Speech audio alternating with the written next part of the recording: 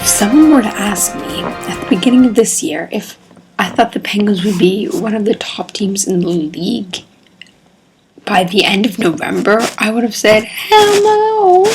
But look, here we are, end of November, and the Penguins have never lost 2 games in a row. And after losing 5-0, and ending their 7-game winning streak, they are now back in the win column and have won 3 in a row and are arguably the best team in the league right now with the highest goal differential, the highest power play, and top 5 in penalty kill.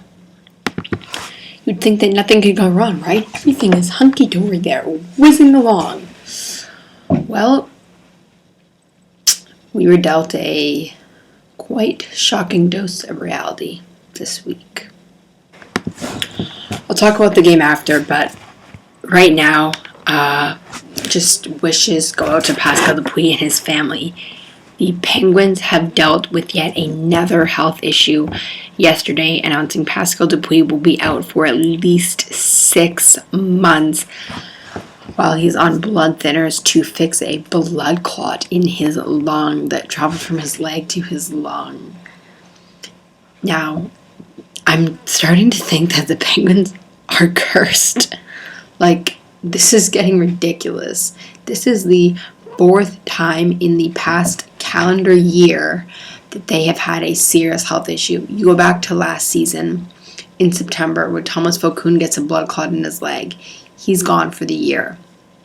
Then Chris Letang gets a stroke at age 26, the best conditioned athlete on the team, bar none. He's a beast in the gym. Gets a stroke at 26. And it's found out that he later has a hole in his heart. Olli Maatta is found to have a cancerous tumor in his thyroid. Comes back, plays 2 weeks later this season.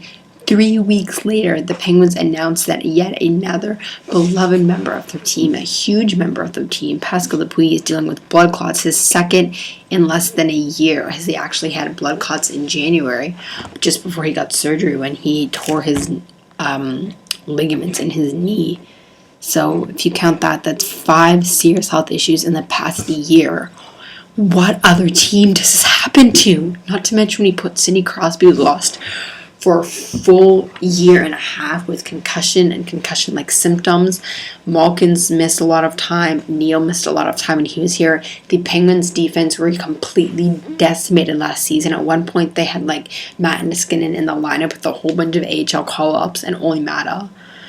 It's just ridiculous. I'm really starting to think that Craig Patrick made a deal with Satan. It's almost like, okay, you can draft Crosby and Malkin, but you will have serious pain and injuries to your core players for the next 20 years. What other team does this happen to? Every year, a key player is injured or it gets a serious health issue. It's becoming all too familiar. It's ridiculous. They have the worst luck. Especially for a guy like Pascal Dupuis, who came back and worked so hard to come back from his knee injury, and then to have something like this. Wake up with the pain in his chest, and he said he knew the feeling because he had it last season. He might not ever play again. This is just... It's really, really unfortunate news. This is a huge blow for the Penguins. Not only is he versatile on the ice, but he was one of the most loved or respected players in the locker room. One of the most respected players by the fans. He's having a great season. He's Sidney Crosby's preferred line mate, and we all know how much Crosby faltered last season when Dupuis went down with injury. It's really tough. I loved how at the press conference they had 5 of his teammates there: Marc-Andre Fleury, Chris Letang, Crosby, Malkin, and Chris Kunitz, the leadership core, I guess, as the rest of the team couldn't make it because they were just notified 15 minutes before by Mike Johnston, and I'm assuming that these players knew a bit earlier. And I don't know if you guys saw the looks on their faces, but during the press conference, they looked completely stunned.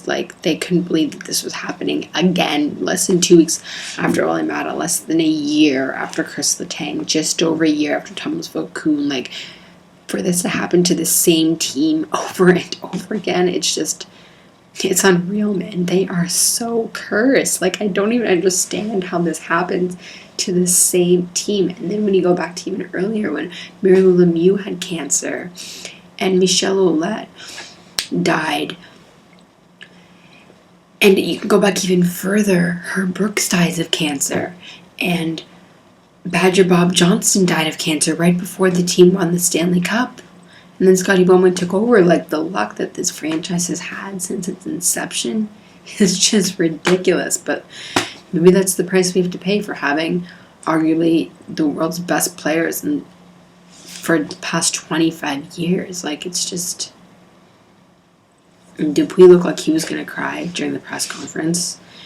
And, like, the best part about that for me was just 72 hours before, he was the best player in the game against Toronto. He scored both goals. He went to support Letang at his venue for the American Heart Association for the Heart Walk because due to Letang's heart condition, he wants to raise awareness about other heart conditions, and he went out with his kids to support Letang. And then that was on Sunday. On Monday, he complained of the chest pain. And then just 2 days later on Wednesday, word comes out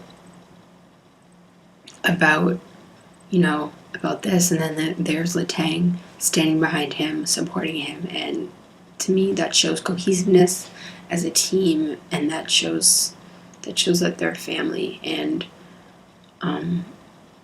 it's just, wow. I can't believe this is happening to the Penguins. Just hockey seems really secondary right now. I would love to see Super Duper back on the ice, of course, but he is still going to be around the team, which he was not last year, which I think is really important in some sort of capacity. And I mean, of course, if his health is compromised, I wish that he wouldn't play, but it's unfortunate because the Penguins were already looking for a top 6 forward, and now they really need a top 6 forward. And there are tons of defensemen in the system that they would be trading. Bob McKenzie of TSN floated out Derek Pouliot's name, and to me that makes no sense because he is an untouchable player. He was under the old regime. I can't imagine why he wouldn't be untouchable under this regime. He's going to be a top defenseman in the league for years to come. He's a guy who's going to quarterback your power play, very similar to Chris Letang. To me, him along with Ole Mata and Chris Letang are the untouchables on defense, and then Christian Ehrhoff because he's got a no move. I would still think that Paul Martin would be a guy that they would be trading because who knows if they're going to re-sign him. And I don't think that Scott Harrington or Brian Dumoulin they should be trading because they are very good top prospects. If anything, maybe Philip Samuelson who can be a guy because there's a bit of a logjam, but I think Dumoulin and Harrington, the package would have to blow me away for me to want to trade them for a forward. But it's definitely going to pick up for sure. It'd be interesting to see what happens from here on out. Yeah, so that's what happened. Onto the game. Penguins won 4-0. Fleury's first ever shutout in the regular season in La Belle Province, his home province. Chris Letang assisted on one of the most beautiful passes of the year. Great slap pass. Beau Bennett had 3 points. It was a game of waiting to see from Beau Bennett all along. He had a great shot. He made a great pass to Brandon Sander, who scored a beautiful goal. That line was amazing all night. I would love to see Beau Bennett take Dupuis' spot on Crosby's line or Malkin's line because Blake Homo and Nick Spaulding are not going to cut it. That's terrible. But because he got 3 points in that line, I doubt Mike Johnston's breaking them up anytime soon, which is really unfortunate.